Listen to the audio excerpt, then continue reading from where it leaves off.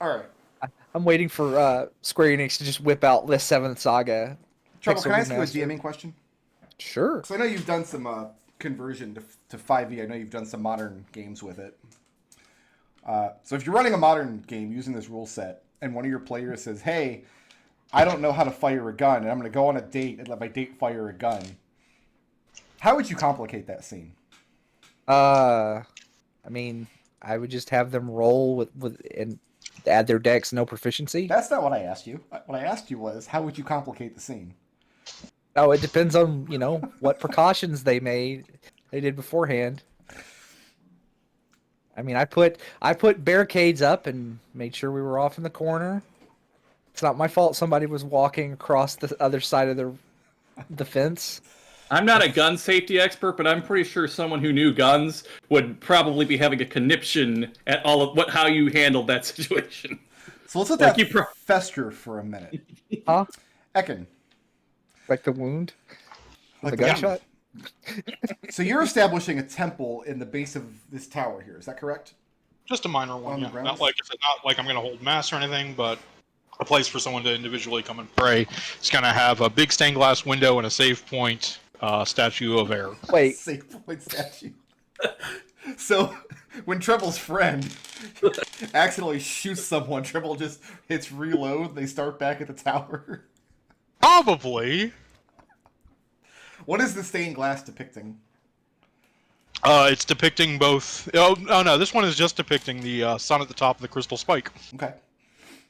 So you're not using it to hold mass or anything, but you do notice that a lot of the servants are beginning their day by visiting the temple and saying some morning prayers to have air bless the day's work, basically. That's great. Was that your intention? Oh yeah, yeah. It's entirely intended for private worship by anyone in our house or visiting our house, and Ekon immediately includes the servants in that. Well, and after the stained glass gets installed, and it's very, very impressive. I'm assuming it was also very, very expensive, which means you probably made a good glass blower contact somewhere in town. But after the stained glass gets installed, some of the servants begin asking you if you'll join them for a few moments in the morning so that in a more formalized way you can bless their day's work. Say a few words with them. I'll give them the same spiel my cousin gave to me, that in this city you go to mass and make it a big public deal. Well, you do probably because you're nobility. These are your serving people. Oh, okay. Oh, yeah, no, if it's just the servants, then yes, I have no problem with that. I mean, nobody in your family is doing it. Yeah. No, if it's just the servants, then yeah, that's fine with me. Okay, so you spend a few moments most mornings. On your way out, you'll stop into the tower and exchange a few words and have a few short prayers. The third escalation is one morning when you are dropping by and you recognize that some of the other locals are there asking for the same things. Friends your servants have made out and about from local shops, and you come to realize that you pretty much have the nicest little temple. And inside, I mean, the color from the stained glass when the sun is rising in the morning gives the whole place a very sanctimonious feel. And you have inadvertently made the nicest temple in this neighborhood. And other people outside of the family are starting to make use of it. What do I have to do to get the church to send someone here to run a small mass, not for nobles, but for the common people? That would... No, I mean, that's not something they'd be interested in doing. This is your private land.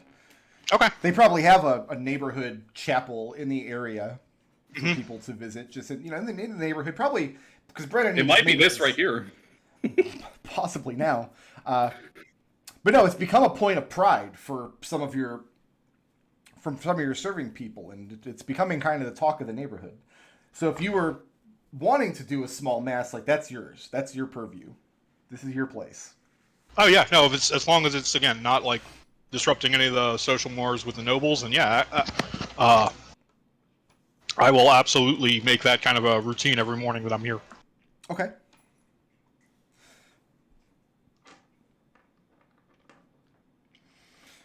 Do you balance that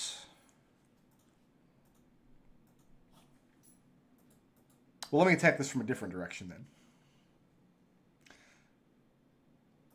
One day when you arrive at the cathedral, bringing a crate of supplies back for Aethar Platten, he asks you about the little temple that you built on Dead Rabbit Way. Well, it kind of spun out of control, but I guess that's Air's way. Was intending just for my own, maybe my family's private worship, but... And the Crystal Tower is a brilliant image, is it not? An icon of Air's artifice. Yes, I got some of the local glassmiths. They did an excellent job, better than I've seen back in Southwarn. How did you know to describe it the way you did? You haven't seen the Crystal Tower. It was broken in the first Sundering. No live man has. I described it from the text, and as it is on most holy symbols I've seen. Well, but there are conflicting elements in the texts. And you start to feel the trap once again. Right. Closing around. I mean, I'll just continue. I mean, I'll just be like, well, no, I went off the texts that I felt were most legitimate, and I went off the ones that are most well established, and when in doubt, I went with the ones that I felt Air personally guided me most to. And you wouldn't say that you were swayed by, say, your own personal sense of aesthetics. You didn't tell this glassblower, make it pretty. You told this glassblower to follow the word of the texts. Yeah, absolutely.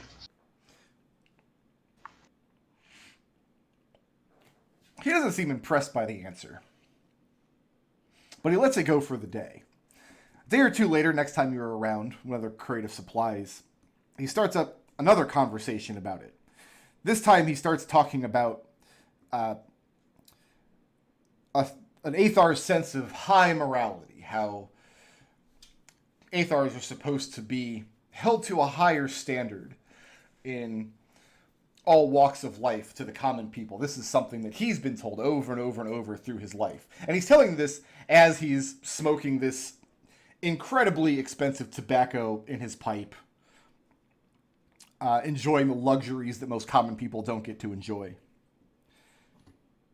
But he's basically fostering your agreement through the conversation. Like, this is a sentiment that obviously Ekon would agree with. Yes, Aethars are supposed to hold themselves to a higher standard. Right.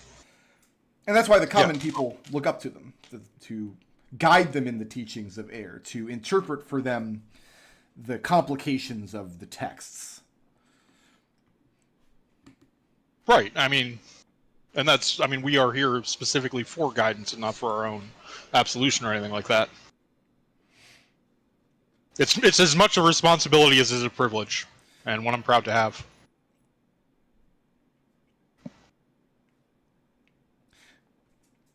I'm interested to learn, what moral guidance can a 15-year-old boy offer the children of Air? What are you telling the people in their masses? Well, like you, brother, I am fully ordained, and I am just following the guidance of the scripture in my own short but meaningful life. I've done a fair amount in my day. I've both leading people and also in the more militant side of the church, standing down some cultists in my home province. So I don't pull as much on personal experiences. I'm sure someone as well-versed, with as much experience as you can. So I probably stick to the scripture a little bit more than the more seasoned Aethar, but I try and do my best. So you stand in front of the people, in front of your pretty window, and you read from a book. And no one could expect any more of you. No one could expect any more of any Aethar. And he agrees that these are the obligations of your order, and he leaves it at that for the day. But make me a religion check. Sure. I believe that's a 16. I'll be 10 over.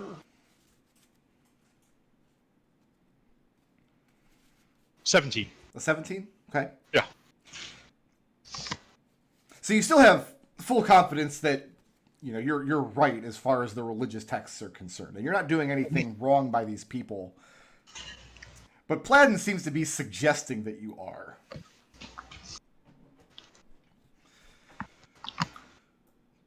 I will actually spend that day in the temple library, just double checking all the written and established protocols that I can find. Okay. And yeah, I mean that's what most little neighborhood Athars do. When you go out to little villages, if the village is large enough to have a permanent Athar in residence, that's basically what they do. They stand up every 13th day and they read from the book and they answer questions posed to them. There are obviously religious rites. You'll preside over weddings and funerals and things. Victor and Jeannie. Both of you, or not Jeannie, Evie. Victor and Evie. Both of you have to stay overnight in your respective journeys. Taking the ferry across the lake and then riding out to your destination close to an all-day affair. I almost just opened up the wrong map again. I'm going to do that at least once before this campaign is over. Is open up the wrong map and you're all going to be north of the wall in the wilds again.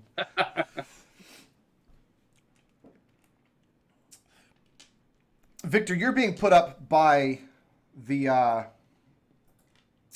Nocturne House. They've got quarters set aside for you for your work. They're not in a good mood, but the whole conversation, the whole time you're there. Actually, before we get to that point, are you doing anything to diffuse the situation between the two houses when you get out to the meeting point? You're shown the grounds that have been burned. So both the houses are there. Mm-hmm. Well, representatives. And when I first arrived, was there anybody leaving the scene, or it was just no? This was done. This was done while you were in transit. Okay, so I will get the story of what. So I guess we showed up and they were on fire. So the obvious assumption is by the time you got there, they'd already been burned. Okay, so we get there, there's a bunch of smoldering ash, and the assumption by my party and I is that the Roslins burned it down while we were gone, right? The Nocturnes insist the Roslins burned it, and the Nocturne Roslins insist it was an errant lightning-struck act of God, can't be helped. Of course it was. So I will attempt to diffuse the situation, but in the process, I will also attempt to see if anybody kind of slips up and admits or suggests or generates any sort of evidence as to who burned it down. So what are you doing to diffuse the situation? Because it's not coming to violence upon your arrival. Because right now, both parties seem fairly aggrieved. The Nocturnes are very assured that whatever they're owed, you're going to get for them because it's their land and they were just attacked. Whereas the Nocturne Rosleys, they're feeling pretty smug because you presume, you know what, if we can't profit from the Grove this season, we'll just burn it down and there's nothing they're going to be able to do about it anyway. So actually, you know what, since I'm not here to be a mediator, I will just attempt to investigate the area to find out if there's any evidence of who might have been here when it was burned down, if anybody accidentally left something behind, or there was any evidence of a manually started fire, like a tinderbox or some out-of-place burned thatch or something like that. No, nothing like that. I mean, the only actual standout, smoking gun you could hope for is that if the blaze was started with magical fire and you were trained in Arcana. Which I am. Well, you can make that check.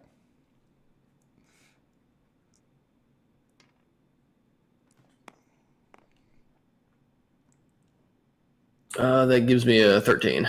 13. You see no evidence whatsoever that magical fire was involved, but that also makes sense because a bunch of country bumpkins, if they were going to burn down a grove, they're not going to use a fireball spell. They're just going to start fires. Is there any just as easily that it was a lightning strike? Is there any obvious sign of lightning strike, like a tree split in half or something? It has been storming relatively badly the past couple days, and it looks like it's building up again for tonight.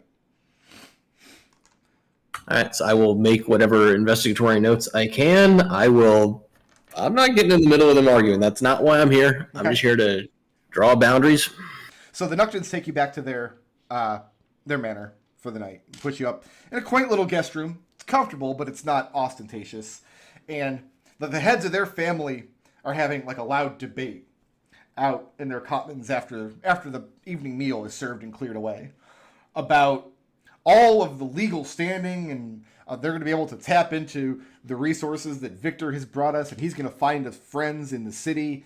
And they seem convinced you're going to march back into Brennanine on a holy quest to get them reparations for their burned grove. So during this whole situation, especially after I made the ruling, have the Nukton Rosalins been rude or mean or disrespectful? No, exactly the opposite. In fact, during the meeting, they stayed on their side of the fence. They didn't even put a toe over into the orchid. They just sat there looking at the situation. Once or twice, one of them called out a comment to the effect of, "It's a damn shame," something like that. But no, you told them where the line was, and they stayed on their side of it. Right, and they haven't like said anything rude or disrespectful to myself. No. Okay. Not to your person. Not to your face, at least. So are you involving yourself in this discussion that's happening in their common room? So I'm going to spend a little bit of time and listen to it to kind of figure out exactly what their opinions and thinking will be, and then I will kind of wander in a little more than midway through where the discussion seems to be. Are you trying to steer the discussion in any particular direction? So I think the biggest thing I want to do is downplay that I'm some sort of super holy representative power of the church that can wave a hand and fix everything. All I can do is go report my findings, and then it's up to them how they use that information for the harvest or what they plan to redo with the trees. Since the 2 remaining trees are now on their side of the line, they will be free to do what they want. To be the most expensive oranges in a generation. So you're basically going to tell them, "Hey, I'm going to take my findings back to the church," and nothing. Yeah, I'm also as far as the arson. So I'll say for the moment, yeah, nothing conclusive as far as the arson. On the bright side, I'll try to spin this positively and make that comment that, but now think about how much these oranges are worth. Evie. Yes? Storm rolls in the day after you guys come back from the woods. And you and Donique are in separate quarters. You've rented out a quarter apartment on this ranch. It's a friend of a family friend of House Amberson. And in the apartments, there's like a little commons area and then separate sleeping quarters, enough for 4 or 5 guests. Basically, you're being put up, like if your whole house were to come to visit, this is where you'd be put up, but it's really only the 2 of you. Mm-hmm. Storm is beating the hell out of this house. Lightning flashes. And you've had your evening meal, but as you're thinking about turning in, you hear Donique rapping on the door. I open it a crack and say, "Can I help you?" And she comes in, and she's holding a green bottle, a wine bottle. Mm-hmm. Uh-huh. And she tells you that she paid dearly to send a boy into the village in all of this wet to come back with this particular vintage. And she talks up some local vineyard that her family's dealt with for years and years and years. And she wanted to offer it to you as thanks for helping her earlier when her horse threw a shoe. Okay, so I'm supposed to believe that she sent someone through this pelting storm to bring me a gift after I beat her in a horse contest. Well, in fairness, like she probably sent the runner off before the storm rolled in and he got caught in it on the way home. But it doesn't seem to bother her either way. Can I make an insight check? I mean, you don't have any reason to disbelieve her. She's here with a bottle of wine. Okay, so she's just offering it to me? Well, she's offering it to you in thanks. Oh, and thanks for what? Just coming out here with her? No, for helping her today, because her horse threw a shoe and you were able to help her out of the situation. Oh, okay. I'll accept it.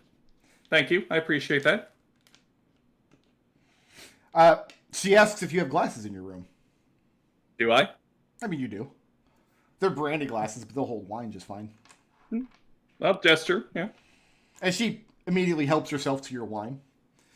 Pops the cork out, pours 2 I don't glasses. stop. And as she does, she confides in you. It's one of the first times you think she's spoken to you where she's kind of letting her armor off a little bit. Mm-hmm. And she tells you that she always feels like she's living in Tria's shadow, and she very rarely gets to have an experience apart from her sister, something that's just hers alone to experience. So she would actually... She's not embarrassed that her horse threw a shoe today, or she's not embarrassed that you're the better rider, but knowing that, like, just having that experience, having that to herself, something apart from her sister, she takes value in. She's asking you not to tell her sister what happened, and she's using the pretext of, I just want this to be a secret between us, so I have something Trieste doesn't have. I mean, Evie's not going to say this, but, I mean, she empathizes with the sense of living in an older sister's shadow, so she'll say, I get it. Is Jean the older sister? No, Ruby is the older sister. Oh, okay. And Ruby is the one who is in charge of the family, basically. Do you tell her that? I do not tell her that, but I just say, I understand, and I'll keep it a secret. I don't want to, she's letting her armor down. Evie isn't doing that. Okay. Because I don't want to give, I know this woman is a gossip. I don't want to give her that information. But I will say, I won't tell your sister what happened, and I'll hold true to that.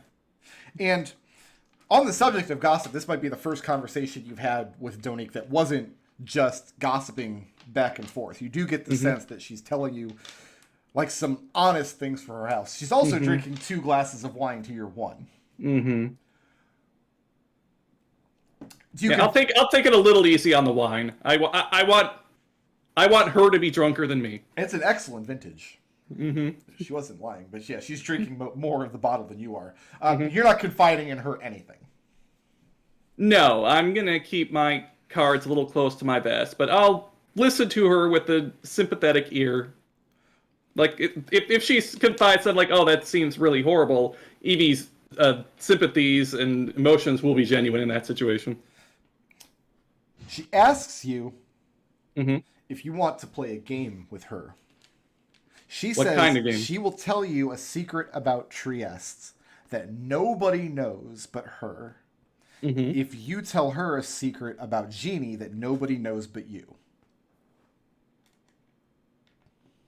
That secret isn't mine to give away. And that's why it's a game of trust between friends.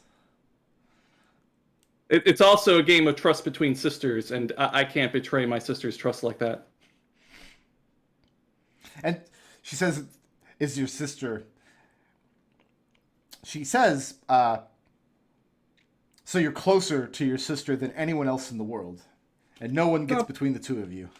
Well, that's probably true. As she says this, she sits down on the bed next to you and places her arm on your thigh and leans in close. And she is quite tipsy at the moment. I say, I think you've had enough. She tells you that she definitely hasn't. And then she leans in and closes her eyes. Evie just kind of gently pushed right. Like, you have the wrong idea. And after that, she's all apologies. The wine has swum to my head. It's okay. I'm not mad, but that's just not how I roll. And after that, she makes as swift and elegant an egress as she can. And you can see that she probably has some experience being this drunk. She's not stumbling over her words or tripping over her feet. But she tells you that she's heard that the storm is supposed to clear before morning and the ferry won't be delayed. Okay, so Evie composes herself. Like, okay, wasn't expecting that necessarily. That's a probably. Do Evie and Victor say anything about their respective encounters on the ferry ride back to Brennanine the next day? I think Evie's going to keep this for her own purposes. Victor talks about how there was a spark while he was gone and it set fire. Victor will basically talk about what happened. Okay, so So Evie's gonna ask some questions like, so tell me in your words exactly what happened. Evie wants to hear Victor's side of the story. So there's two families fighting over orange trees. Is that where we're at, basically?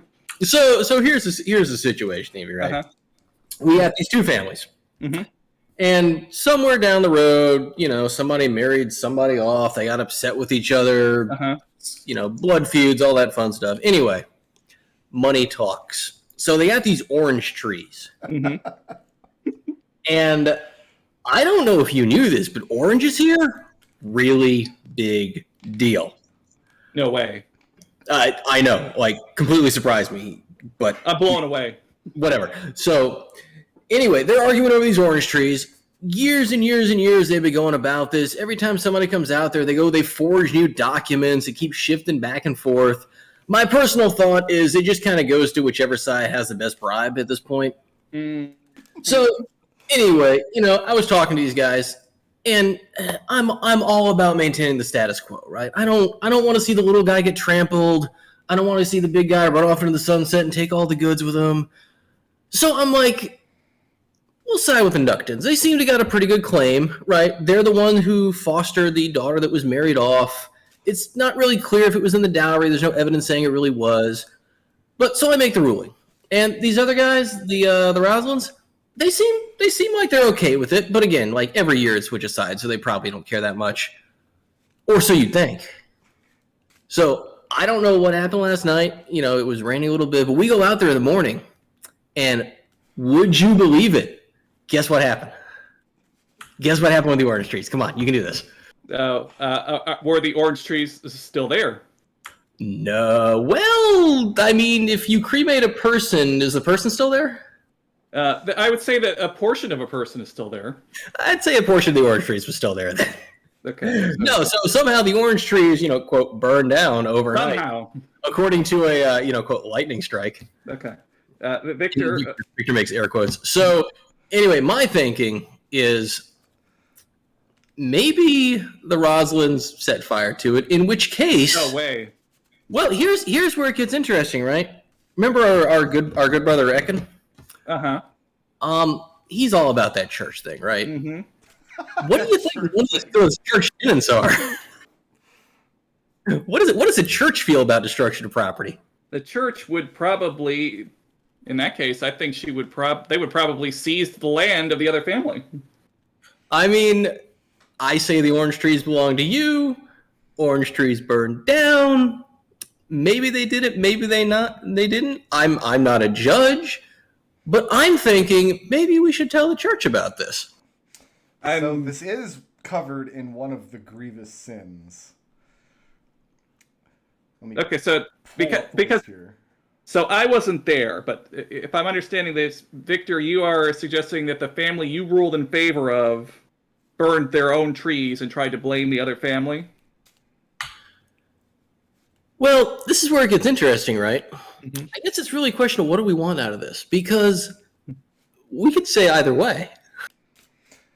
So the actual rule is a person found to have extinguished life or despoiled land or brought to ruin wealth or property or any other similar thing without this would be all three shall have their body despoiled by the church in similar fashion to their crimes so that their spirit be cleansed. Victor, what this means is somebody's going to be burned alive. If you can prove that one of the Nucton Rosleys set this fire, the church would burn them badly, but not kill them.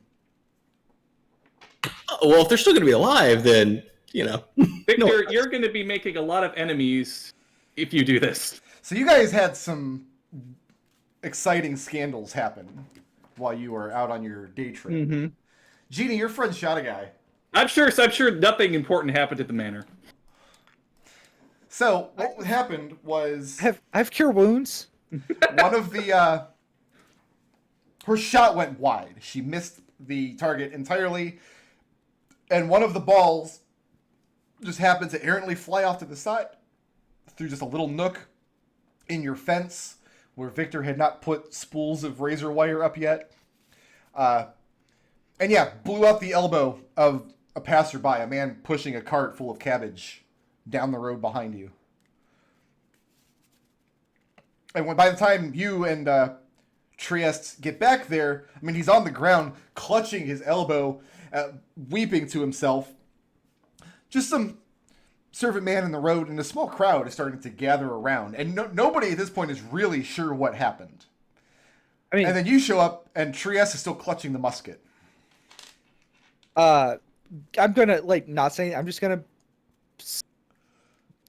Okay, I'm going to kneel down and cast Cure Wounds at first level. Okay. Like magical healing on this man's poor, shattered arm. And then it stitches up his elbow, but he's not a player character, so I mean, he's going to have a scar, and his arm's never going to bend the same way again. Only player characters can get, free, no-fault healing whenever they want. Everybody else has to suffer with wounds. Mm-hmm. So, I mean, he's very grateful. And he bends his cap to you, and he makes a gift of several of his cabbages. And Oh no!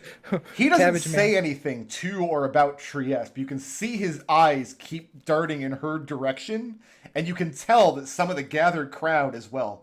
Trieste is terrified, and it's like she doesn't really realize what's happening until she looks down and sees she's still holding the musket, and she drops it, and it clatters to the ground. And then the gunpowder on her hands, she starts to freak out a little bit. And she starts to claw at the gunpowder and wipe it off of her hands and wipe it on her dress. And I'm going to look at her and see that she's freaking out, and I'm gonna pick the gun up and I'm gonna say, I'm gonna tell her thank you for holding the gun for me.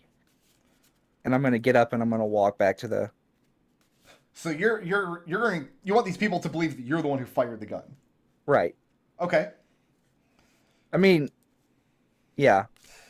Make a perception check.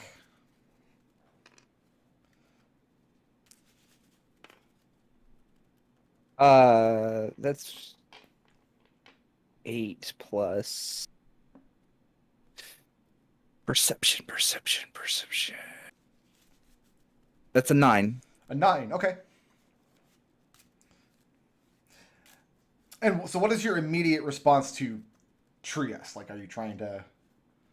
I'm going to grab her by the shoulder and, like I said, thank her for holding the gun for me. And then we're going to walk back to the back onto the grounds.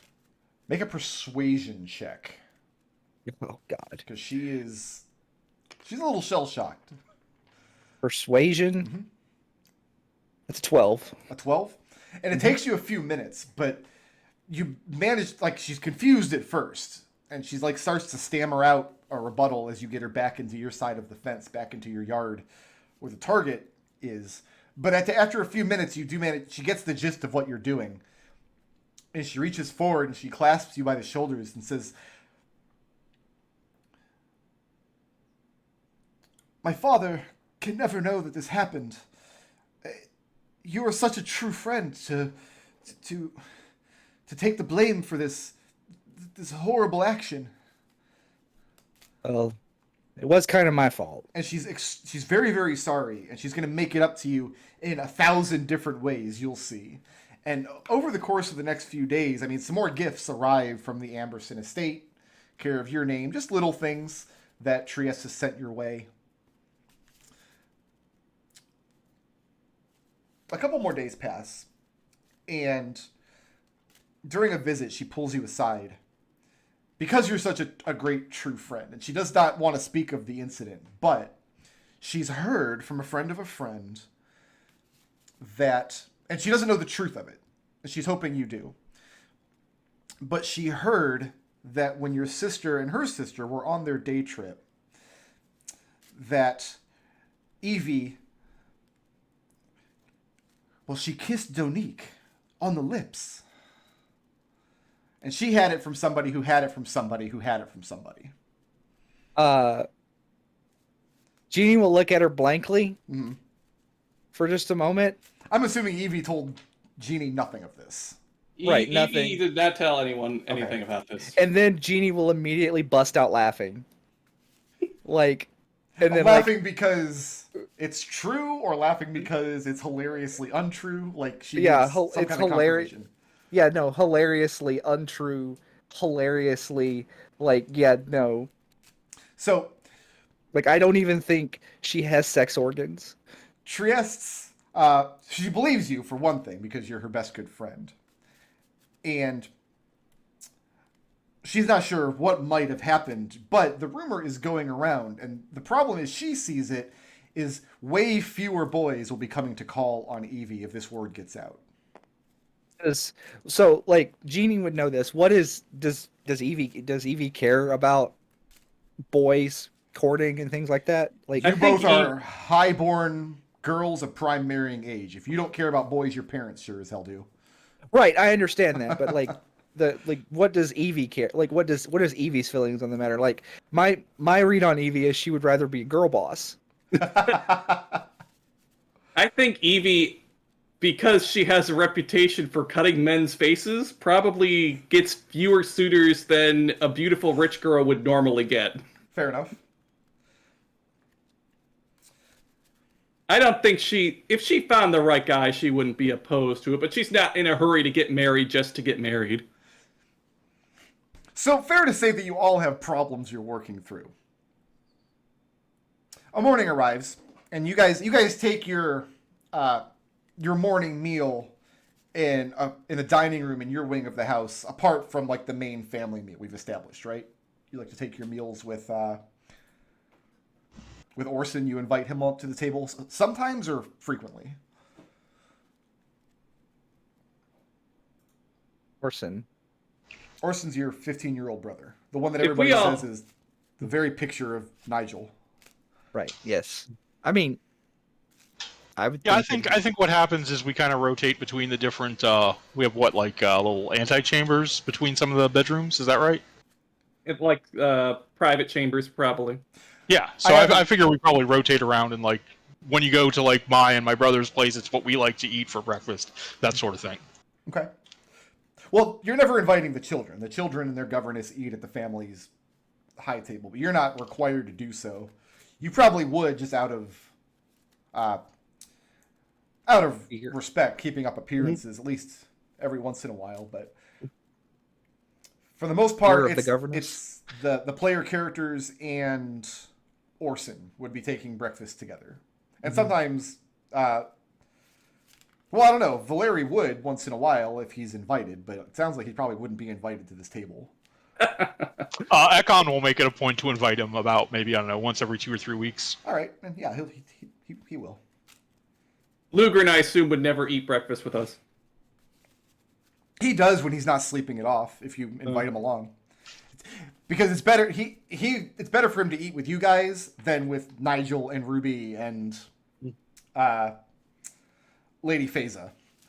And he's still our family. Even like, well, what is his like perception of us? Like, does he think we're cool, or are we his annoying younger siblings?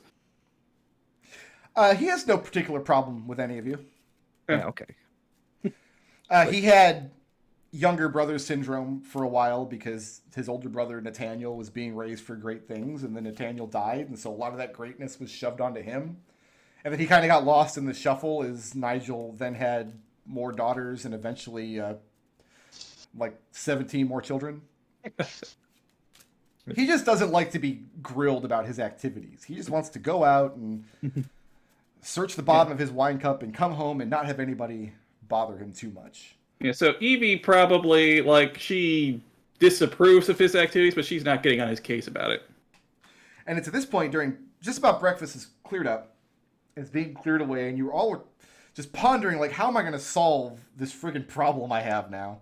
Do I know about the problem that I have? That's up to Jeannie. I mean, you eventually will. If Jeannie doesn't tell you, like, the grapevine will expand within another couple of days. I think that Jeannie would make fun of Evie about it. Okay. That's the kind of relationship like that they have. It's like just walk out, just slide, like Evie's like just reading a book or something, and just Evie just slides up behind her and like bends over and is like, "So, heard you kissed a girl." Who told you that? But that's all that's happened so far. You guys haven't had time to get out and attack the rumor mill yourselves. Meanwhile, Ekon is dealing with this this joke of an Athar who insists he's better than he is, and Victor is trying to figure out how much gold he can squeeze from the last remaining oranges in that grove. Victor has a solution. There is a loud commotion out in the yard. All of a sudden, you hear a very loud clattering, something falling to the ground, and you hear some voices out in the yard. Among them, Denny. Some people arguing, but you can't make out the specifics of what's being said. Ekon will immediately shift his sight to that of his familiar, who normally hangs out on the tower, and have Lux fly down there. Somebody's rode a cart into the yard. The main gate this time of morning, there is a gate you guys can close, and over the night you have the option of closing it, but it's been getting into the habit lately that the gate would be opened by one or more of the servants because they've got neighborhood people coming in who like to go to the temple in the morning and say some morning prayers. What happened was some kind of unknown delivery showed up, a cart with 2 large crates that Denny is arguing with the man in the yard that he's supposed to be paid for the delivery, but Denny is not aware of any delivery having been paid. And by the time you're looking through your familiar, Orson is up from the table and dashing out of the room to go see what all the trouble's about. Ekon will relay that, and then switches sight back to his own and follow him. Okay, so are we going to be putting our people out here? If you guys are going outside, it's up to you. Well, I feel like we come out this door here out under this balcony, and then we can see what's going on. Okay. Ekon's going to head downstairs and out through the gate. I want to see what's in the boxes. So the first thing you have to resolve is, this man is insisting to be paid for the delivery, and you guys have some knowledge of the comings and goings. You guys have all been having supplies delivered. A lot of the construction is done at this point. None of you are aware of giant crates this size. I mean, these 2 crates take up the entire back of this cart. If this guy doesn't get paid for delivering these 2 crates, he doesn't have any more deliveries to make this morning. He's probably out the entire trip. Is there an invoice? What's in the crates? Well, He doesn't know. He was just paid to bring the crates to the house. How much is the delivery fee? Probably 20 silver, we'll say. I'll flip him a gold and say, and just send him off. Gold is 10 That's silver. half of that. Oh, right. I mean, if that's what you pay him, he'll probably take it because no, I'll flip him 2 gold. Sorry, for some reason my brain was 100 silver is a gold, but no, you're right. You were Okay, so on us. So nobody knows what's in these crates.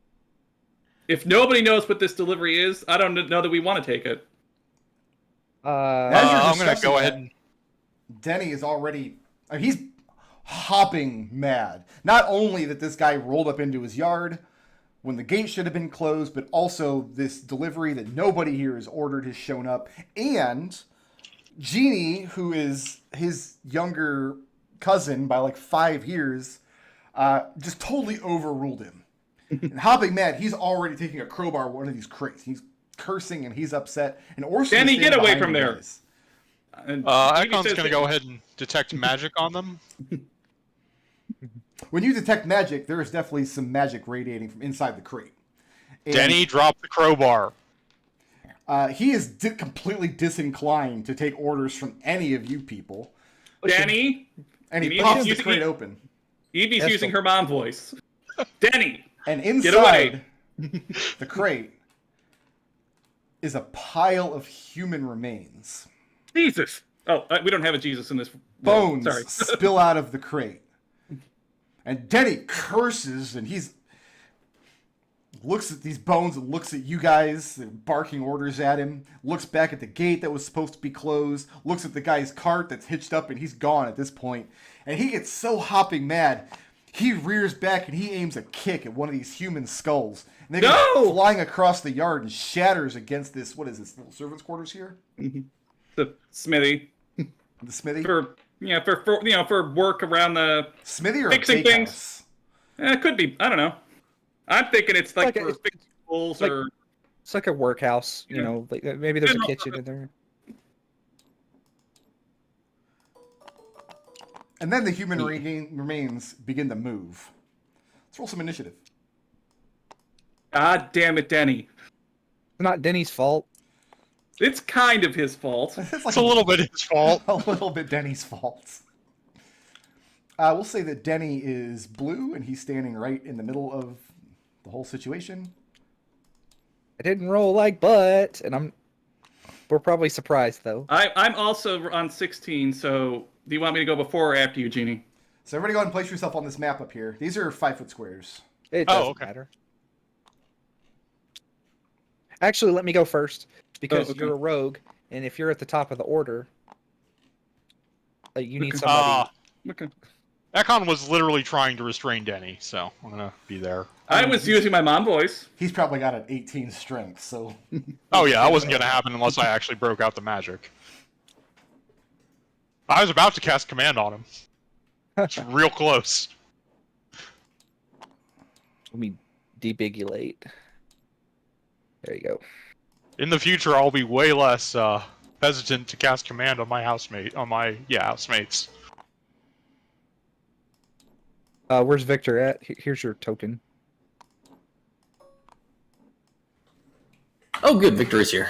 So, aside from screaming and yelling, why are there all these strange people in here? Why is this not secure? And kind of agreeing with Denny. Well, right now we're rolling initiative. The time for talking. Yeah. Now it's the time to... It's the time to push buttons. Time to push. So my initiative would be, what, a 12? Yes. I need to... Wow, Destil. Yeah. How's it? What's the weather down there like? I guess It's okay. I can heal people after the skeletons go. I guess McDohl's not here, so somebody's got to be down there. Okay.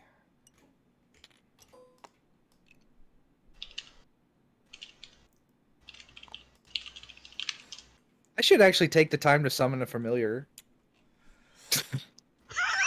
All right. Jeannie, you were surprised. I figured we'd all be surprised. Evie, Yeah. you were surprised. Um, Oh, I didn't roll for Orson and Denny. Let me get them on the board here.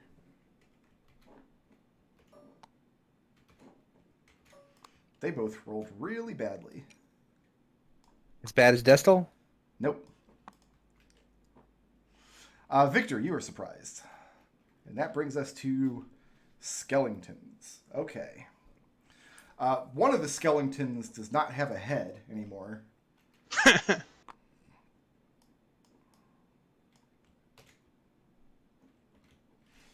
me get this right. But it still has 2 arms and 2 legs. So the red pieces are the arms, the yellow pieces are the legs. And this is about to get really, really stupid. We're about to lose. We're about to lose Denny, aren't we? Would you be upset if Denny died here? Is Blue Denny? I'm just. I Gonna... think we would be obligated to avenge him. So yeah, Denny is kicked prone by one of the legs. I mean, we did warn him. He's got a crowbar to defend himself. The second leg hops over to Ekon. That's a natural 1. So this... oh, I'm sorry, no, that doesn't happen. This is just... It just tries to kick Denny again, but misses. Because this represents a skeleton that's still intact except for its head. Denny kicked its head across the yard and it exploded, but its arms and legs are still attached to its skeletal torso. But he can try to claw Denny twice at advantage because he's prone, at disadvantage because it's blind because it doesn't have a goddamn head.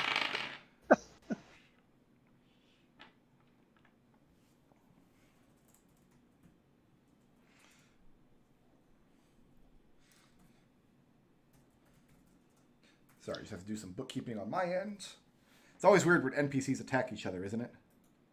So yeah, these two The skeleton rears down and tries to claw at Denny with its arms. And Denny rolls to the side and gets his pry bar up to intercept the first blow, but the second one rakes him across the face. He cries out. Denny is a perfectly capable fighter, by the way. He can definitely hold his own. He's an undistinguished soldier. His combat experience, he's got training by Veritas man-at-arms, but when he's out in the yard practicing, he tends to be hot-headed. He tends to get upset and revert to just brutalizing his opponent he's sparring with instead of actually fighting with the weapon. He'll drop his training sword and throw hands, basically. Right. Is he a berserker? Does he have a weapon on him right now, or just the pry No, bar? just his pry bar. Okay. What kind of combat experience does Orson have? I know he's kind of young, but he's the same age as Ekon. He's had some training, man-at-arms, so he can. But he's not armed at the moment. Okay. All right, then I have 6 more skeletons here. Let's start with Ekon. This one still has its head. I have a natural 20. Go ahead and roll that again with disadvantage. I have a reaction right now, even though I'm surprised, right? You're not surprised, actually, because you were suspicious because you used Dispel Magic, but you hadn't had time to actually tell anybody your findings yet. Warding Flare. If they have to... A creature that's vulnerable to blindness gets disadvantage on attack roll against me, so go ahead and roll that one again. All right. So my holy symbol lights up with Air's protective radiance. That's going to be a 13 to hit. Nope. So it aims a kick at you with its left leg and misses. Then it kicks you with its right leg. That's going to be an 8 to hit. No. And then it lunges forward with its intact skull and attempts to bite you. That's another nat 20. Oh, that'll do it. Is he still blind? No, it's just it just gives disadvantage on one attack. Okay. New character. Who dis? 8 points of piercing damage from the bite. Yikes. The second skeleton is going to attack Denny, who's down, so he gets to roll at advantage, all 3 attacks. Another nat 20. Oh, God. I think you need to put that dice to the side. I'm going to keep using that dice. Are you kidding me? I don't believe in dice superstitions. It's fine. R.I.P. Denny. I mean... First claw. Second claw. Whoo. Yeah, this guy is just ravaging Denny on the ground. Well, this is one problem we don't have to worry about in the future. Denny's crying out, but he's crying out more in anger than in pain. Like, you guys have seen this before. He's going to jump to his feet and start throwing punches. And then the bite. Bite misses. Hits an AC of 11. I've got a skeleton here on Genie. Genie, I've got a 20 to hit. That hits. With its left leg, it kicks at you and you are knocked prone. Okay. Which means it gets to roll its claw and its bite at advantage. Oh, that's nice. I like that. Hold on. Can we talk about this? This is the first time I flipped my token over. That's great. I love that. Thank you, Burkhardt. I have a 14 to hit with the claw. No. 14 doesn't hit. No, it doesn't. I've got a 13 to hit with the bite. No, it doesn't. Victor, this one's... You've had your turn, but you're surprised. Yes? Yes. So this one's going to leave your threat range. So you can make an attack of opportunity against it. Yes, please. I'm assuming if it's leaving with opportunity, can I do a sneak attack on it? I'm next to it.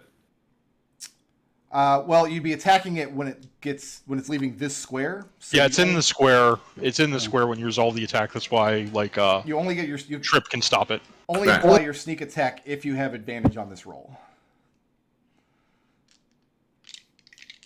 Which I'm not sure if I do or not. I'm not giving advantage for anything. Okay, well. So yeah, you can use your reaction to make one melee weapon attack right now. All right.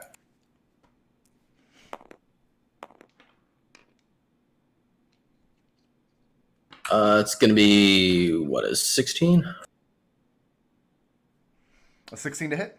Sorry, 17. A 17 to hit? That hits? 17 to hit, yeah.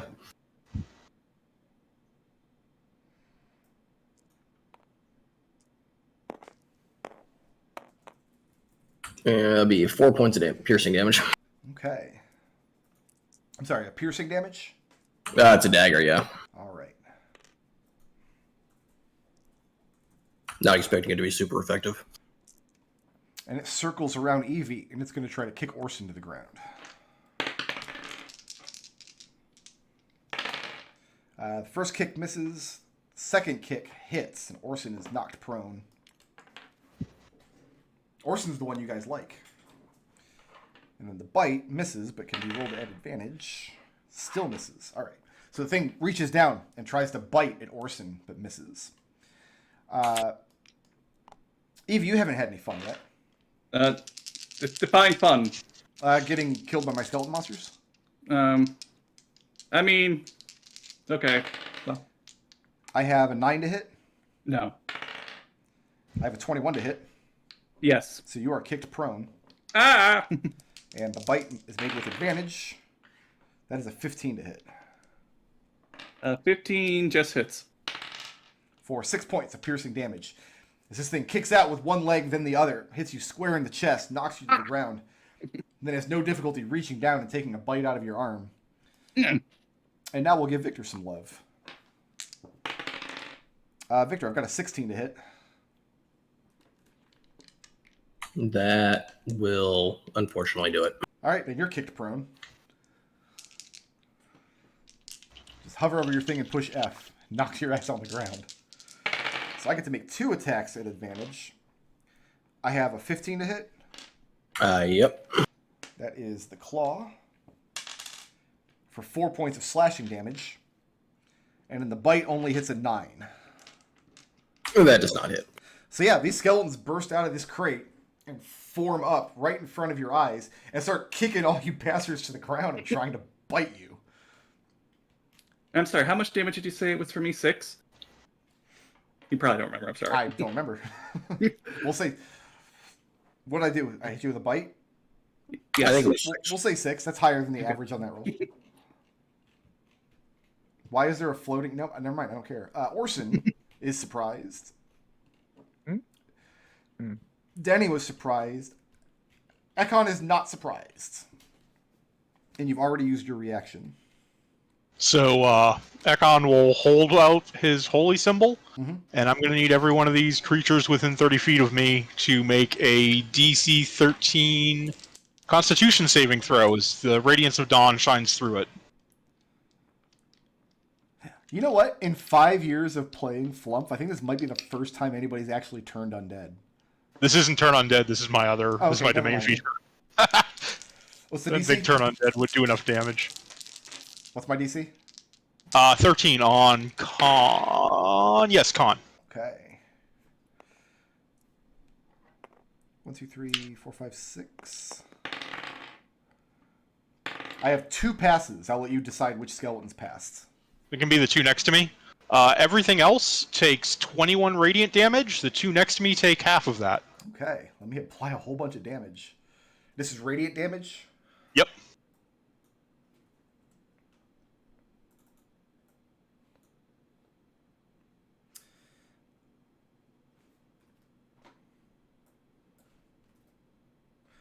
So this one here, without the head, I mean, he's just blown apart. That's enough for him. He had already taken pretty severe damage because Denny has kicked his head across the yard. The one on Evie had suffered an attack.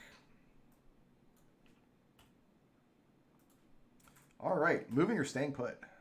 As a bonus action, who looks the most hurt? Probably Orson, because he's the one Okay. that has... He probably doesn't have any... He probably only has his 1 level of noble, honestly. And then I point the holy symbol towards Orson, and the light focuses and becomes a healing radiance. He goes ahead and gets 6 hit points back. Oh, I'm sorry, no, Orson hadn't sustained damage. He was just kicked to the ground. Denny is bloodied. Yeah, Denny can get back 6 hit points then as Okay. as a bonus action. Word of whatever.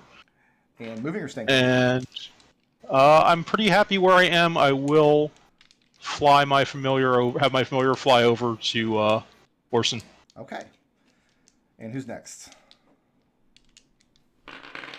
Sorry.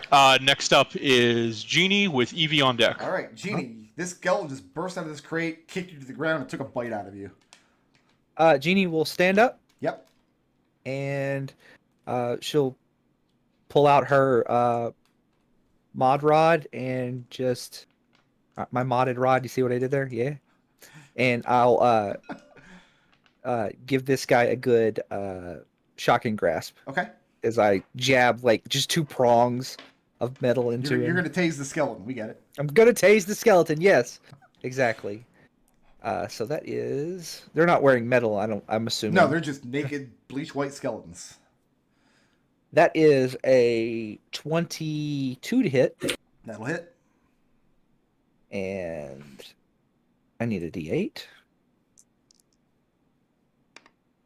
He takes 2 lightning damage, Okay.